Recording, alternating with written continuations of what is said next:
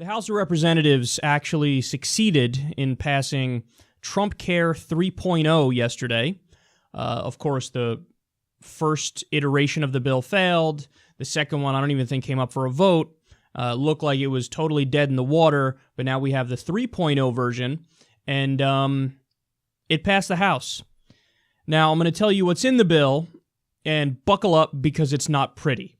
So about 90% of this bill is the same as the original proposal, and I'm going to remind you what those provisions are, as well as give you the new ones. So we have reporter Laurel Raymond here, gives us the details.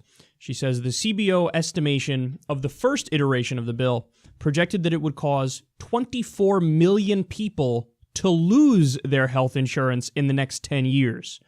The White House's own projection was even harsher, estimating a drop in overall coverage to the tune of 26 million. All right, so let me just pause and explain that a little bit. When we talk about the CBO, it's nonpartisan. So, you know, this is the CBO, it's a group that, or an agency that has been cited by Republicans whenever they have something to say that might be, you know, might portray a Democratic piece of legislation in a negative light. So it's a nonpartisan group. They say, hey, 24 million people are going to lose their health insurance under the first version of the bill. The White House's own estimates were, no, actually it's going to be 26 million. So the White House's was worse. And then get this. This was the first version of the bill. Under the version of the bill that actually passed, they made it more right-wing and more draconian to appease the so-called Freedom Caucus, which is the Tea Partiers. And they didn't even allow the CBO to do a full breakdown of the new bill before they passed it. And that was on purpose, because they knew, if the CBO gets their hands on this and they give us the facts on it, it's going to be ugly. So let's hurry up and pass it before we have facts on it, because if we have the facts on it, it'll just get hammered in the media, and it'll be hammered by the opposition party, and it'll be basically untenable, and you can't vote for it lest you be an idiot who, you know, wants your constituents to feel the pain. So just let's not even have a CBO estimate. Let's not get final numbers. Let's just vote on it right now. And again, the newer version of the bill is going to have even more people uninsured than the first version of the bill. Absolutely incredible. All right, let's continue. Since then, the legislation has been tweaked to allow states to opt out of Obamacare's essential health benefits mandate, which requires health plans to cover some pretty basic services, things like hospitalizations, emergency room visits, prescriptions, and maternity care. The revised bill also allows states to opt out of protections for people with pre-existing conditions. About half of Americans could thereby be excluded from those protections. The definition of pre-existing conditions includes gender-based factors such as postpartum depression and even being a survivor of rape or domestic abuse, or domestic violence, they say. So now they could opt out of protections for pre-existing conditions. By the way, nice compromise, guys, because the so-called moderate Republicans, which basically just means Republicans who are elected in otherwise blue states and sometimes blue districts, they know, like, okay, I can't vote for this Obamacare repeal because then people in my district are going to lose their health care and I'm going to be voted out instantly. So at the very least, they would argue, well, okay, look, we're with you on a lot of the draconian shit, but don't get rid of the protections for pre-existing conditions. There's no way I could spin that to my constituents to get reelected. And the Tea Partiers said, no, we're going to get rid of every word of Obamacare, including the protections for pre-existing conditions. So they came up with a compromise. Allow states to opt out of protections for people with pre-existing conditions. So in other words, what will happen is every red state in the country will say, yeah, we don't have protections for people with pre-existing conditions. Some blue states will probably say that as well. And you'll only have like the bluest states that say, yeah, no, we still have the protection for people with pre-existing conditions.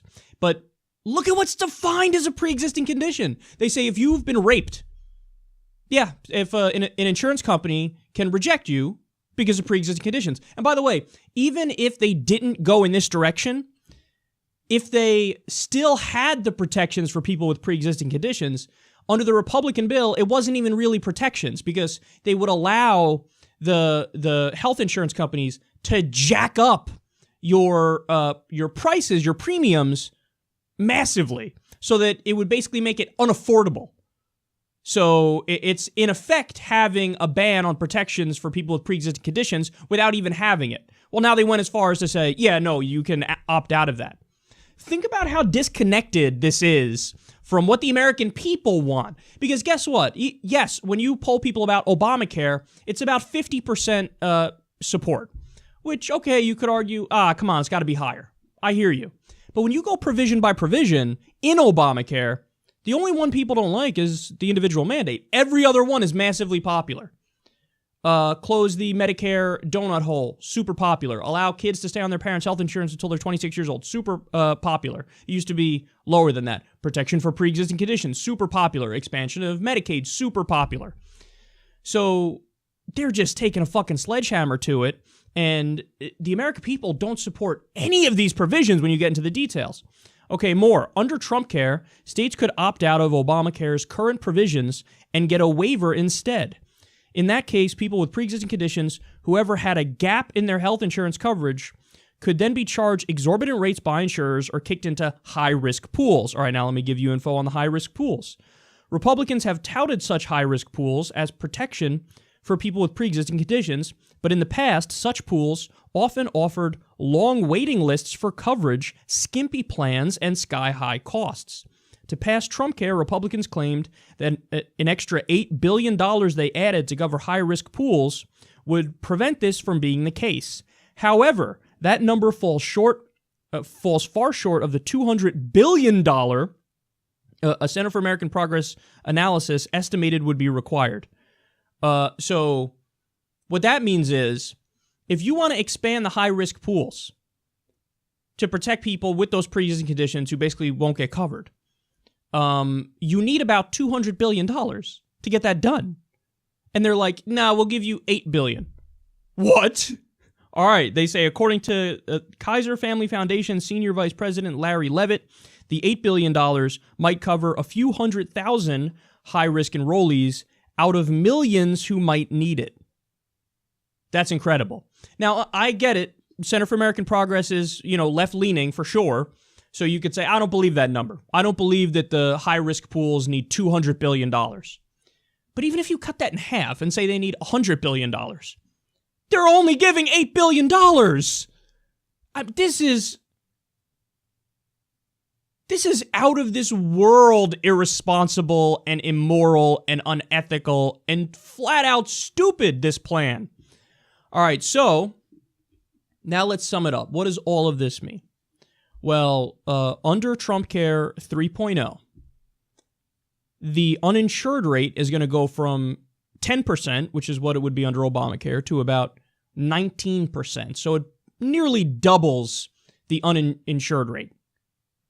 We're also going to have, to give you the raw number here, it would be about 53 million people uninsured.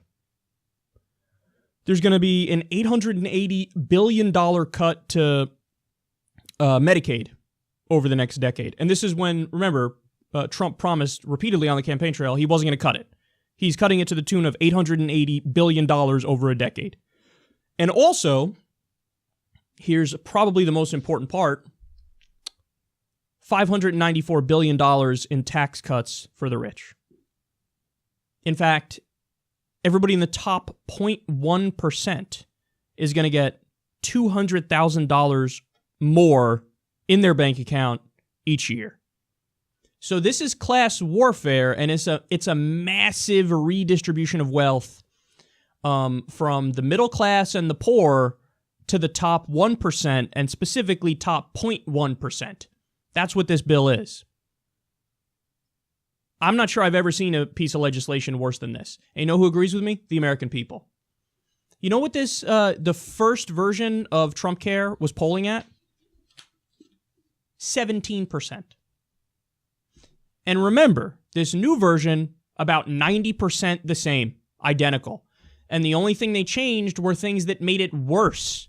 So they changed stuff specifically when it comes to pre-existing conditions and gave people less protection. And oh yeah, by the way, as part of this bill, Planned Parenthood is also defunded. The Democrats were, when this passed, and it passed razor-thin margin, passed with 217 votes. The Democrats were singing, na, na, na, na, hey, hey, hey, goodbye. And my first reaction to that was like, come on, you're like trivializing a really horrific moment where millions of people are going to lose their health care. And yes, people will die as a result of this. But then thinking back on it, it's like, yeah, it's a little flippant of the Democrats to say that. But that's totally true. The Republicans who voted for this, forget it. Forget it. They're jokes, man. This whole fucking bill is just crafted as a giant giveaway to the rich, a redistribution to the rich, and, you know, a heist for the health insurance companies. And remember, Obamacare was already a right-wing piece of legislation. Richard Nixon proposed an individual mandate system, which is what Obamacare is. Bob Dole proposed it. Newt Gingrich and Chuck Grassley supported it. Mitt Romney put it into place in Massachusetts when he was governor. So this is a right-wing bill through and through. In fact, the Heritage Foundation wrote policy papers in support of individual mandate systems like Obamacare, and they said at the time, this is our answer to the Democratic proposal, which is single-payer, Medicare for all. So we already did a right-wing, watered-down reform that keeps the health insurance companies in control, the private for-profit health insurance companies. And the Republicans have gotten so extreme that out of spite, because Obama, a Democrat, passed their bill, they go, we hate it now, we're going to get rid of our own bill, and put in its place a ragtag bill that's slapped together at the last minute. That, guys,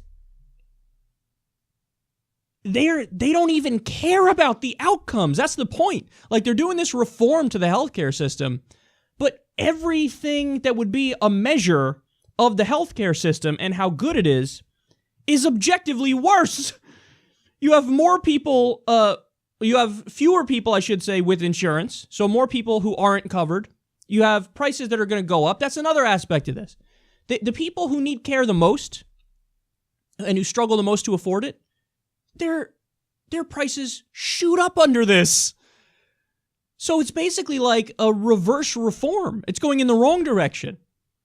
Paul Ryan, remember when he gave the speech, in front of a bunch of reporters, and he's showing all these graphs because he's viewed as an intellectual, the biggest faux intellectual on the planet. He read a few Ayn Rand books and thinks he's a genius.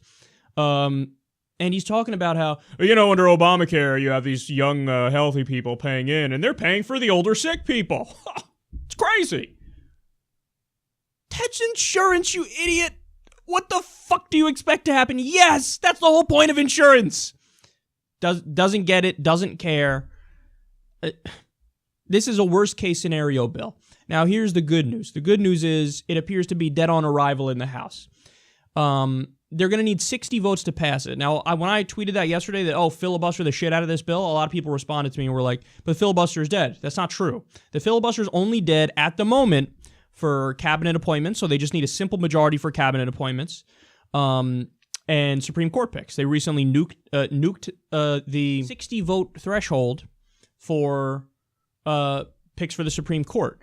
For this, you can still do a filibuster. Now, is there a chance they go nuclear again? Yes. If they do that, I mean, it is such an unmitigated disaster for the country that I honestly wouldn't even know how to put it into words, wouldn't even know how to begin to break it down. It's amazing to me that it appears like one of the two major political parties doesn't even really pretend to care about having positive outcomes with their legislation. That's the only thing I could take away from this. That's it. There's no other, like, if anybody who knows the details of this, the only thing you can take away from it is, that wasn't even a consideration. Like, how will this affect people? Now, the Democrats are horrible, and they're sellouts as well, but it's just to a lesser degree, and there's at least fucking provisions sprinkled in, even under shitty healthcare the Democrats propose, like Obamacare, where, like, okay, yes, those definitely help people. Certain provisions are definitely positive. Others are just a sellout and a giveaway to the health insurance companies, but Obamacare was a step in the right direction. This is the utter destruction of the U.S. healthcare system. So I would fight tooth and nail. I would fight viciously to stop this, and I wouldn't rest until I was positive it is completely and utterly dead, because it's one of the worst pieces of legislation I think I've ever seen.